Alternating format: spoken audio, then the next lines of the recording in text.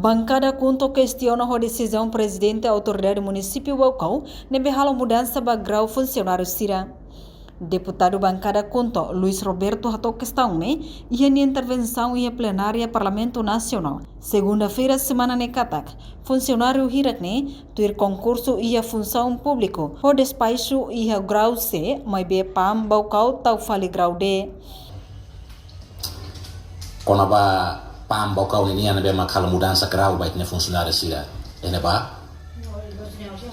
Iha Sira nang hirane tuir concurso público iha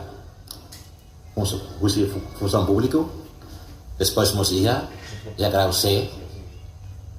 Mas be foi nada ne pam Baucau hal mudança basirnya grau o nível ne usi C ba fila fali D ne aktivo hira maka fo ba pam para hal mudança badane ne kompetensya função pública nyanga ka pam ne kompetensya ini ke perjahare ne selain maka ita labele poditania ukune de odi hal muda emat latuina dalam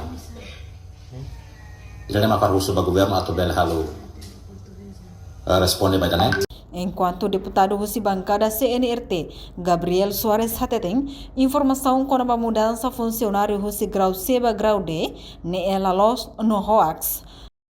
Com a declaração Russi colega baru Russi Bancada Kunto com a pambau kau muda hatung grau Russi grau C tumba fali ba grau D, ami also iha informação kata informação ne hoax lalos tambah pam lahalo buat tidak nih. Wabe pam saya kelas saya jadi akuntansi duni khusus para atu bele halo investigação.